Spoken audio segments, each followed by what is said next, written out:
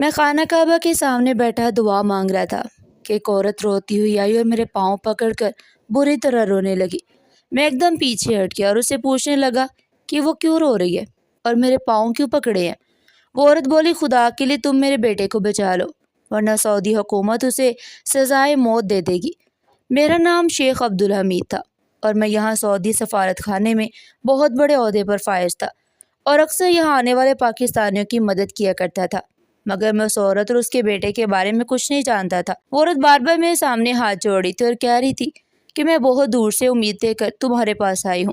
میں نے سنا ہے کہ تم بہت نرم دل ہو اور لوگوں کی مدد بھی کرتے ہو۔ اگر تم میری مدد کرو گے تو تمہیں کیا فرق پڑ جائے گا؟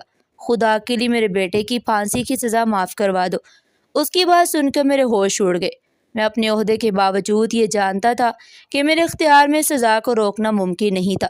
اس عورت کا چہرہ جریوں سے بھرا ہوا تھا اور آنکھوں میں آنسو تھے۔ اسے دیکھ کر مجھے بہت ترس آیا۔ میں نے کہا، امی جان، آپ میرے گھر چلے، وہاں بیٹھ کر مجھے پورا مسئلہ بتائیں۔ اور میں نے اس کے بیٹے کے بارے میں تفصیل سے پوچھا۔ وہ بولی، میں آپ کے گھر چلوں گی، لیکن آپ مجھے یہ بتائیں کہ میرا مسئلہ حل ہوگا یا نہیں۔ میں اپنے بیٹے کی سزا سے بہت پریشان ہوں۔ وہ میرا اکلوتا بیٹا ہے۔ باقی بچے اپنی اپنی زندگیوں میں مصروف ہو گئے ہیں۔ میرے بیٹے نے مجھے اپنے کندھوں پر بٹھا کر طواف حج کروایا ہے۔ وہ بہت نیک ہے، اس نے کوئی جرم نہیں کیا۔ خدا کے لیے کچھ کریں۔ میں جانتا تھا کہ نعمان بڑا ہو کر ہمارے خاندان کے لیے بدنامی اور ذلت کا باعث بنے گا۔ میں اسے کیوں اپنے سر پر رکھتا، جبکہ میں جانتا تھا کہ اس نے آگے چل کر ہمارے لیے مصیبت ہی کھڑی کرنی ہے۔ میں نے اسے گھر سے نکال دیا تھا۔ میری بیوی بے تابی سے رو رہی تھی اور کہہ رہی تھی کہ میرا بیٹا مجھے چھوڑ کر چلا گیا، تمہاری وجہ سے گیا ہے۔ میری بیوی اس واقعے کے بعد بہت افسردہ ہو گئی اور اس کے بعد وہ پہلے کی طرح ٹھیک نہیں رہی، مگر جیسے جیسے وقت گزرتا گیا اور دن گزرتے گئے، اللہ کی رضا پر اس نے صبر کر لیا۔ اس واقعے کو آج 10 سال گزر چکے تھے۔ اس دوران ہمارے حالات بہت خراب ہو گئے تھے۔ ان دنوں مہنگائی بہت زیادہ تھی۔ نعمان کی ماں یہی کہتی رہتی کہ اگر کسی دن میرا بیٹا مجھے مل جائے تو میں اپنی غربت بھول جاؤں گی، میرا بیٹا ہی میرے لیے سب کچھ ہے۔ وہ بار بار نعمان کا نام لیتی تو مجھے برا لگتا تھا۔ میرا بڑا بیٹا اپنی دنیا میں مگن تھا، اسے اپنے والدین کا کوئی خیال نہیں تھا۔ ان دنوں نعمان کے نام سے ایک منی آرڈر آیا تھا جس میں اس نے ہمارے لیے 50,000 روپے بھیجے تھے۔ 50,000 دیکھ کر میری آنکھیں کھلی کی کھلی رہ گئی۔ میری بیوی بہت خوش ہوئی، مگر ساتھ ہی اپنے بیٹے کی یاد میں تڑپنے لگی۔ وہ کہنے لگی، یہ پیسے نعمان نے ہماری مدد کے لیے بھیجے ہیں، وہ چاہتا ہوگا کہ ہم غربت سے نکل آئے۔ پتہ نہیں اس نے کتنی محنت سے یہ پیسے جمع کیے ہوں گے، اور تم کیسے باپ ہو کہ تم نے اسے گھر سے نکال دیا۔ میری بیوی پھر رونے لگی، مگر قدرت کی کرنی ایسی ہوئی کہ ایک ہفتے بعد نعمان کا فون ہمارے گھر کے نمبر پر آ گیا۔ پتہ نہیں اس نے ہمارے نمبر کہاں سے حاصل کیا تھا۔ اسے بتایا کہ وہ سعودی عرب آ گیا ہے اور وہاں زندگی گزار ہے۔ وہ وہاں جاب کرتا ہے اور اس کے پاس اچھی خاصی رقم بھی ہے، اور وہ اگلے مہینے ہم سے ملنے پاکستان آئے گا۔ جب اسے چھٹی ملے گی تو وہ ہمارے گھر بھی آئے گا۔ اسے بتایا کہ پاکستان میں اس کا کوئی گھر نہیں ہے اور اس نے سعودی عرب میں بہت محنت کی ہے، اور اگر ہمیں اعتراض نہ ہو تو وہ دوبارہ ہماری زندگی میں شامل ہونا چاہتا ہے۔ میں یہ سمجھ بیٹھا تھا کہ شاید وہ وہاں جا کر غلط کام کرتا ہوگا، کیونکہ خواجہ سرا عموماً ایسے ہی کام کرتے ہیں اور لوگوں کے سامنے ناچ گانا کر کے پیسے کماتے ہیں۔ لیکن اللہ کا شکر ہے کہ میرے بیٹے نے ایسا کچھ کام نہیں کیا تھا۔ اب مجھے بھی اس پر فخر ہونے لگا تھا، مگر میری بیوی بہت شرمندہ تھی۔ وہ کہنے لگی کہ دیکھو، اس نے تو کچھ غلط نہیں کیا، اور تم نے کیا کیا؟ تم نے اسے گھر سے نکال دیا، لیکن پھر بھی اس نے اپنے بیٹے ہونے کا حق ادا کیا۔ پھر 1 مہینے بعد نعمان ہم سے ملنے ہمارے گھر آ گیا۔ ہم دونوں اسے دیکھ کر بہت خوش ہوئے۔ وہ مکمل طور پر بدل چکا تھا، اس کے چہرے پر نور تھا اور اس کی شخصیت بہت ہی سنجیدہ اور بہتر ہو چکی تھی۔ نعمان کو دیکھ کر اندازہ ہو گیا تھا کہ وہ ایک اچھی اور پاکیزہ زندگی گزار ہے، مگر یہ سب کچھ کیسے ہوا، میں اس سے بے خبر تھا۔ میری بیوی بہت کمزور ہو چکی تھی اور بیٹے کے غم نے اسے اندر سے توڑ دیا تھا۔ وہ نعمان سے مل کر بہت خوش ہوئی اور کہنے لگی کہ اب نعمان کے ابا، آپ اسے کوئی ایسی بات نہ کہنا جس سے وہ ہم سے دور چلا جائے۔ ہم اس کے ماں باپ ہیں اور اب ہم اس کے ساتھ رہیں گے۔ ہمارا بڑا بیٹا نافرمان ہے جو ہماری کوئی بات نہیں مانتا۔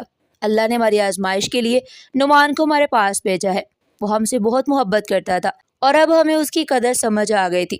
نعمان نے کہا کہ وہ ہمیں سعودی عرب لے جائے گا اور ہمیں عمرہ اور حج کروائے گا۔ میری بیوی کو حج کا بہت شوق تھا۔ نعمان نے کہا کہ میں اپنی ماں کو خود حج کرواؤں گا اور اپنی ماں کو اپنے کاندھوں پر بٹھا کر حج کراؤں گا۔ میری بیوی اس کی باتیں سن کر بہت خوش ہوئی ان دنوں ہمارے حالات بہت بہتر ہو گئے تھے۔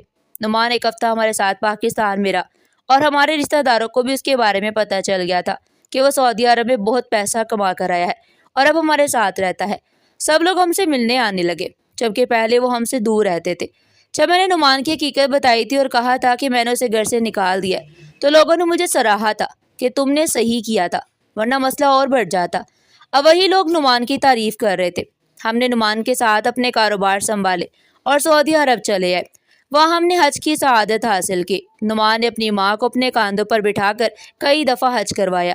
7 سال تک نعمان اپنی ماں کو حج کرواتا رہا۔ لوگ اسے دیکھ کر بہت خوش ہوتے اور اس کی تعریف کرتے تھے، مگر کوئی نہیں جانتا تھا کہ ایک دن نعمان کو سزائے موت سنا دی جائے گی۔ ہم نے نعمان کے ساتھ بہت اچھا وقت گزارا۔ وہ اپنے بڑے بھائی کا بھی خیال رکھتا تھا اور ہر طرح سے ہماری مدد کرتا، مگر کبھی کبھی انسان کی خوشیاں خواب کی طرح ختم ہو جاتی ہے۔ اور پھر ایک دن نعمان گھر سے گیا اور واپس نہیں آیا۔ ہم دونوں بہت پریشان ہو گئے کیونکہ ہم پردیس میں تھے اور ہمیں یہاں کچھ سمجھ نہیں آتا تھا۔ نعمان کی ماں کہنے لگی، لگتا ہے آج نعمان کو اس کے مالک نے اپنے پاس روک لیا۔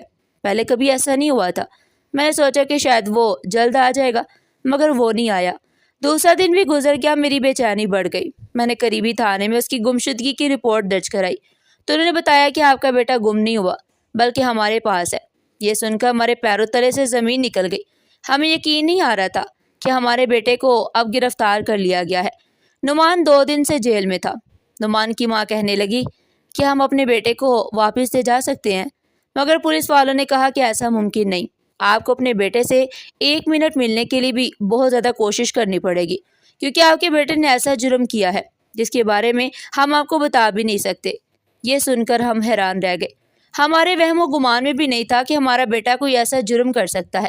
وہ تو 5 وقت کا نمازی تھا، وہ ایسا کام کیسے کر سکتا تھا؟ پھر 2 دن بعد ہمیں ایک اور خبر ملی کہ نعمان کو سزا سنائی جا چکی ہے۔ یہ خبر سن کر ہمارے اوپر جیسے بجلی گر گئی۔ ہم نے بہت فریاد کی کہ ہمارے بیٹے کو رہا کر دیا جائے، مگر ان لوگوں کو ہماری زبان سمجھ نہیں آتی تھی۔ پھر ایک پاکستانی شخص نے ہمیں آپ کے بارے میں بتایا کہ آپ یہاں بہت سے لوگوں کی مدد کرتے ہیں، اس لیے ہم دونوں آپ کے پاس آ گئے ہیں۔ ہمیں پتہ ہے کہ آپ پاکستانیوں کے مسائل حل کرتے ہیں، آپ کو یہاں کی زبان بھی آتی ہے اور ہماری زبان بھی آتی ہے۔ بیٹا، ہم تمہارے پاس بڑی امید لے کر آئے ہیں۔ میری بیوی تو مجھ سے بھی زیادہ امید لے کر آئی ہے۔ میں نے تو اسے روکا تھا اور کہا تھا کہ یہاں رونے سے کوئی فائدہ نہیں ہوگا، ہم واپس پاکستان چلتے ہیں، مگر اس نے کہا کہ ہو سکتے ہے اللہ کا کوئی نیک بندہ ہماری مدد کر دے۔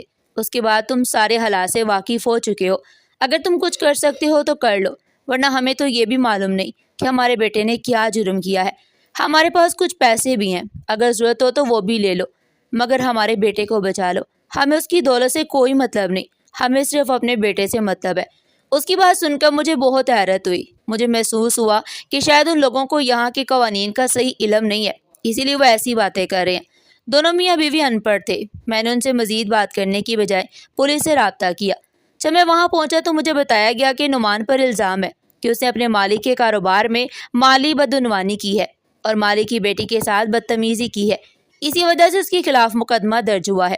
میں نے تفصیل سے بات کی تو معلوم ہوا کہ معاملہ بھی زیر سماعت ہے اور سزا حتمی نہیں ہوئی تھی، اس میں قانونی گنجائش موجود تھی۔ یہ سن کے مجھے امید پیدا ہوئی۔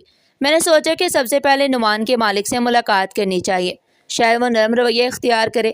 جب میں نعمان کے مالک کے پاس پہنچا تو اس نے میرا بہت اچھے طریقے سے استقبال کیا۔ وہ پہلے ہی میرے بارے میں جانتا تھا۔ میں نے اسے نعمان اور اس کے والدین کی پوری کہانی سنائی تو وہ حیران رہ گیا اور کہنے لگا کہ مجھے معلوم ہی نہیں تھا کہ میرے ہاں ملازمت کرنے والا یہی وہ شخص ہے جسے میں سوشل میڈیا پر کئی بار دیکھ چکا ہوں۔ میں نے اس کے بارے میں سنا تھا کہ وہ اپنی ماں کو کندھوں پر بٹھا کر حج کرواتا ہے۔ اگر مجھے پہلے یہ سب معلوم ہوتا تو شاید میں اس کے بارے میں اتنا سخت موقف اختیار ہی نہ کرتا۔ اس نے کہا کہ مجھے نقصان ضرور پہنچا ہے، لیکن اگر حقیقت کچھ اور ہے تو میں انصاف کے راستے میں رکاوٹ نہیں بنوں گا۔ اگر آپ اس کی طرف سے بات کرنے آئے ہیں تو میں عدالت میں نرمی کی درخواست دینے کو تیار ہوں۔ اس کی بات سن کر میں دل میں امید کی ایک کرن جاگ اٹھی۔ پھر میں نعمان سے ملا تو اس نے کہا کہ اس نے کوئی جرم نہیں کیا، بلکہ یہ سب اس کے ایک ساتھی ملازم کی سازش ہے جس نے اسے پھنسایا ہے۔ میں نے اس معاملے کی مزید تحقیق کروائی تو آہستہ آہستہ حقیقت سامنے آنے لگی۔ تحقیقات سے ثابت ہو گیا کہ نعمان بے گناہ تھا اور اصل قصوروار دوسرا ملازم تھا جس نے ذاتی دشمنی کی وجہ سے اس پر جھوٹا الزام لگایا تھا۔ مقدمے کی سماعت کچھ دن مزید جاری رہی۔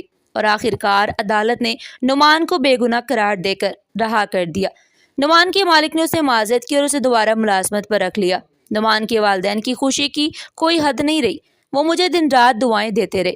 حقیقت یہ ہے کہ جب اللہ تعالیٰ کسی بندے کی مدد کرنا چاہتا ہے تو اس کے لیے راستے پیدا کر دیتا ہے، لیکن میرا ماننا یہ ہے کہ نعمان کو اس کی ماں کی دعاؤں نے بچا لیا تھا۔ ناظرین، آپ کو ہماری آج کی کہانی کیسی لگی؟ کمنٹ سیکشن میں اپنی قیمتی رائے کا اظہار ضرور کیجیے گا، اور اس طرح کی مزید سبق آموز کہانیاں سننے کے لیے چینل کو سبسکرائب کریں، ویڈیو کو لائک کریں اور زیادہ سے زیادہ شیئر کریں۔ پھر ملتے ہیں ایک نئی اور سبق آموز کہانی کے ساتھ، تب تک کے لیے اللہ حافظ۔